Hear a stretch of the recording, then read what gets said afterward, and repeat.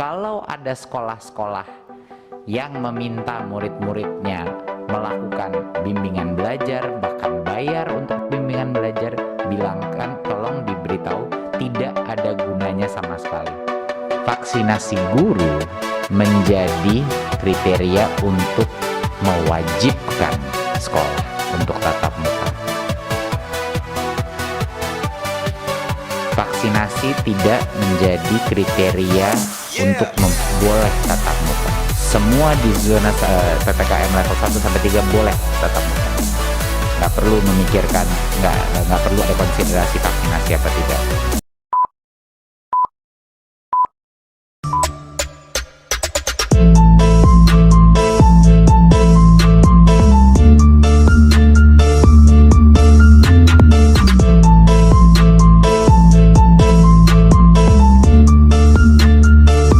Kita meluncurkan program P3K untuk guru honorer untuk bisa meyakinkan para pemda-pemda bahwa ini benar-benar anggaran dari pusat itu merupakan tantangan yang luar biasa, karena sudah bertahun-tahun tidak pernah seperti itu. Sama juga dengan AN. AN ini kita sudah berkali-kali berbicara bahwa ini tidak ada konsekuensinya sama sekali buat individu siswa, individu guru, individu kepala sekolah, tidak ada dampak sama sekali yang apakah akan anggarannya berubah, kelulusan, apapun. Bahkan datanya per murid aja tidak akan dipresentasi sebagai individu, nggak akan pernah keluar itu data sebagai individu, semuanya agregasi sekolah.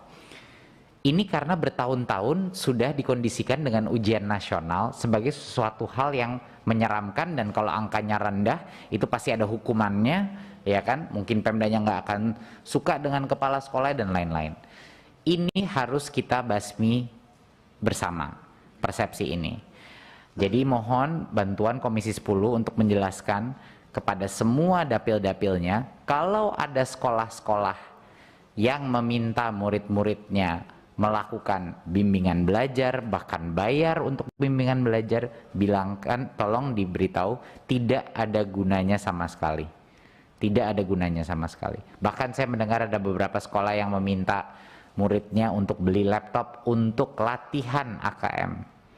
Ini hal yang salah persepsi total mengenai kebutuhan ini. Ya, ini bukan high stakes testing sama sekali. Ini adalah pemetaan kita. Kita ingin melihat tren ini selama waktu. Ya, jadi untuk yang pertama itu tolong bantuan Komisi 10 di masing-masing dapil untuk menjelaskan. Nggak ada itu buang-buang uang untuk bayar-bayar bimbel di luar ataupun di dalam sekolah. Apapun upaya untuk meningkatkan AKM itu tidak. Kalau mau benar-benar meningkatkan AKM, benar banget kata Pak Mas Nino tadi. Kalau mau anak-anak itu meningkatkan daya literasi, suruh anak itu baca-baca buku, koran, majalah sebanyak mungkin. Ini nggak ada jalan pintasnya. Kalau kita mau meningkatkan literasi, ya dia harus cinta membaca, cinta baca apapun yang dia sukai. Nggak harus buku textbook. Ya, itu cara meningkatkan literasi, dan numerasi itu adalah logika, jadinya sangat sulit dibimbelkan. Satu-satunya cara untuk meningkatkan secara sistematis adalah memperbaiki kemampuan berpikir kritis murid-muridnya, dan itu membutuhkan proses pembelajaran yang sangat berbeda. Ya, jadi itu yang pertama. Dan kedua, kalau ada kenapa sekarang, pertanyaan yang sangat penting ini, kenapa sekarang? Ini kan lagi pandemi. Nah, kalau misalnya ini suatu tes yang menyeramkan dan ada konsekuensinya, ya saya mengerti bahwa kenapa pada saat kita sudah dalam PJJ kenapa ada asesmen. Tapi ini adalah pemetaan mutu pendidikan. Jadinya jauh lebih penting kita lakukan ini asesmen nasional secepat mungkin untuk mengetahui sejauh mana ketinggalan kita. Dan mana daerah-daerah dan sekolah-sekolah yang paling membutuhkan bantuan kita. Sejak pandemi ini sudah berlalu, PJJ sudah 1,5 tahun, dan saat ini kita tidak punya informasi sama sekali untuk bisa mengkuantifikasi dampak learning loss. Kalau kita tidak segera, kita tidak akan bisa mengejar ketertinggalan kita. Jadi itulah jawaban saya untuk pertanyaan kenapa harus sekarang, Mas Menteri. Justru dengan adanya pandemi ini jauh lebih penting untuk mengetahui seberapa sih ketertinggalan kita, mana sih sekolah yang butuh bantuan secepat mungkin. Jadi itu kira-kira dua jawabannya mengenai esensi daripada asesmen nasional dan kenapa urgensinya harus dilakukan tahun ini. Saya rasa itu saja yang bisa kami sampaikan saat ini. Terima kasih untuk waktunya. Saya akan menyimak pertanyaan dan topik-topik diskusi dari anggota Komisi 10. Terima kasih. Wassalamualaikum warahmatullahi wabarakatuh. Terima kasih Pak Ketua, Ibu Bapak anggota. Terima kasih untuk masukannya. Saya akan coba menjawab topik-topik yang besar dulu, lalu saya akan meminta bantuan dari Pak Nizam mungkin untuk mendiskusikan beberapa hal yang berhubungan dengan UKT dan isu dengan ban PT di masa pandemi, lalu mungkin juga untuk beberapa poin mengenai anggaran dan apakah kita masih meracu kepada Kementerian Pendidikan. Mungkin Pak Samsuri bisa menjawab sedikit mengenai pertanyaan tersebut. Dan untuk yang mengenai formasi rekrutmen PNS nanti dari lewat Zoom Pak Iwan Dirjen GTK akan menjawab. Tapi coba saya akan coba jawab dulu beberapa poin. Satu adalah mengenai tatap muka terbatas. Satu hal yang mungkin harus saya klarifikasi, kan ini level 1 sampai 3 kan baru saja peraturan ini. Kan level 3 tadinya kan nggak boleh.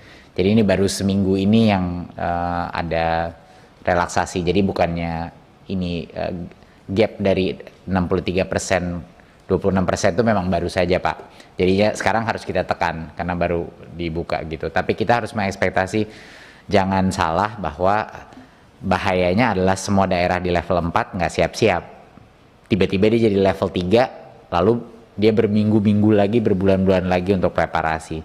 Jadi saya selalu bilang konsepnya sangat jelas. Semua sekolah harus siap tatap muka hari ini. Maksudnya mulai preparasi siap tatap muka, daftar periksa.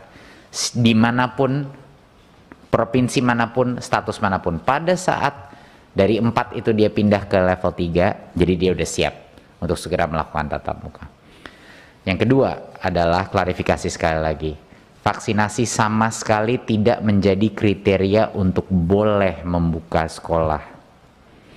Itu hanya 1 sampai 3. Vaksinasi guru menjadi kriteria untuk mewajibkan sekolah untuk tatap muka. Vaksinasi tidak menjadi kriteria untuk boleh tatap muka. Semua di zona PPKM level 1 sampai 3 boleh tatap muka. Nggak perlu memikirkan, nggak perlu ada konsiderasi vaksinasi apa tidak.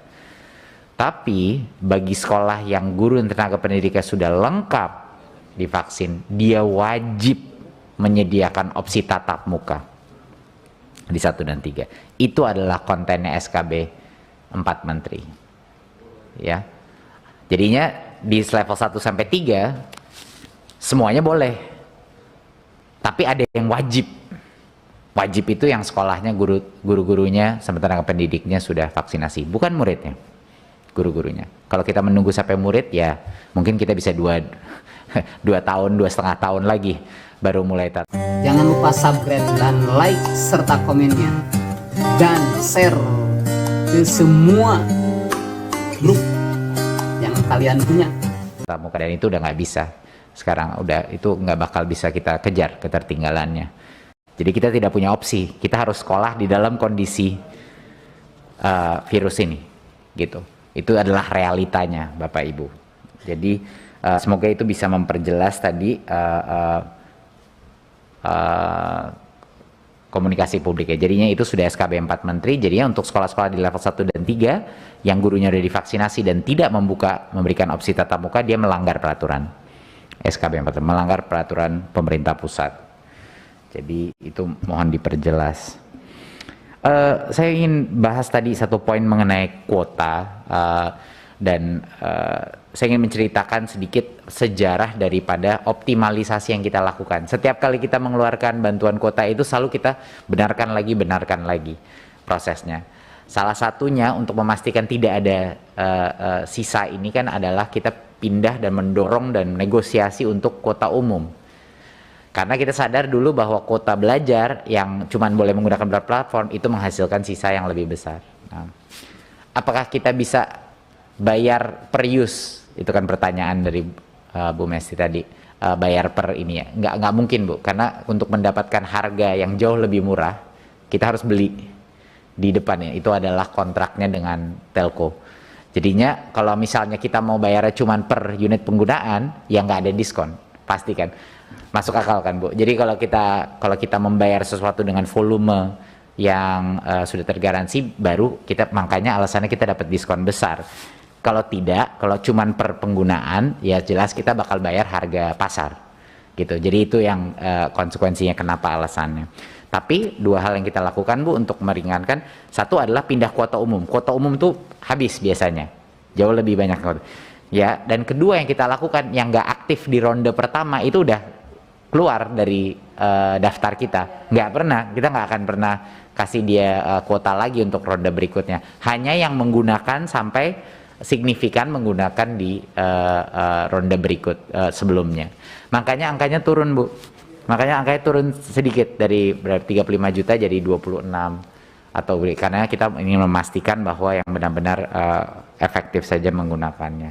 Jadi itu sedikit mengenai efisiensi yang sudah kita lakukan. Jadi kita terus nih mengejar efisiensi setiap ronde. Waktu pertama kan darurat. Jadi kita selalu melakukan ini untuk memastikan bahwa paling optimal penggunaan anggaran kita.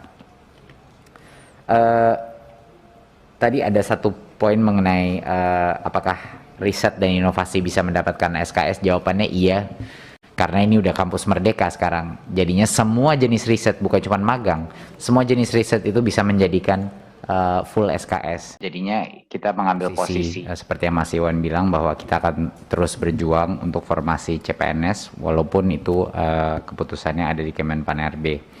Yang kedua adalah dalam vaksinasi, mau saya tambahkan tadi sebelum saya tutup, effort dari Kemendikbud, kami tidak hanya menyerahkan ini semua kepada Satgas dan Kemenkes.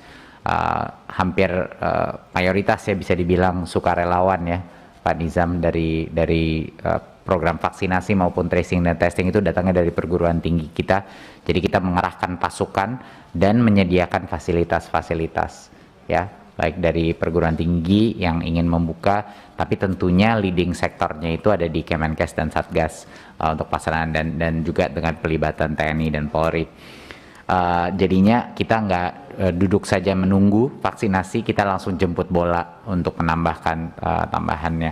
Tapi tentunya kalau misalnya situasinya kita punya kayak misalnya di Amerika atau di negara-negara maju di mana ada surplus vaksinasi, dari situlah baru saya sangat setuju kalau ada berbagai macam peraturan yang mendorong orang untuk mengambil vaksinasi. Tapi situasinya sekarang adalah kita kan tidak oversupply, jadi kita malah bukannya tidak ada ketidakinginan untuk mengambil vaksinasi, tapi kita pelaksanaannya ya harus kita percepat. Tapi akan kita pastikan bahwa guru dan tenaga pendidik itu menjadi prioritas, dan kami akan dorong yang 12-17 juga untuk memastikan ini terjadi. Saya rasa itu yang bisa saya sampaikan pada saat ini. Oh, satu lagi untuk Kang Dede yang mengenai aktivitas outdoor, itu adalah suatu hal yang sedang kami coba kerjakan. Bagaimana kita bisa membuka aktivitas yang di luar, ya, karena kesehatan ini luar biasa pentingnya juga dalam meningkatkan imunitas dan kesehatan mental dan psikologis anak-anak kita. Masalahnya sebenarnya bukan aktivitas di luarnya, seperti yang Pak Presiden pernah bilang, saya masalahnya adalah ngumpul-ngumpul sebelum dan setelahnya. Itu yang menjadi resiko utama gitu. Tapi kalau olahraganya sendiri yang di luar ruang, itu resikonya lebih rendah. Tapi kami akan usahakan, Kang Dede, bagaimana itu nanti dengan Satgas hubungannya itu. Menurut saya itu saja yang bisa kami sampaikan pada saat ini untuk merespon. Terima kasih sekali lagi untuk masukan dan pertanyaannya. Ya, terima kasih, saya kembalikan ke Pak Ketua.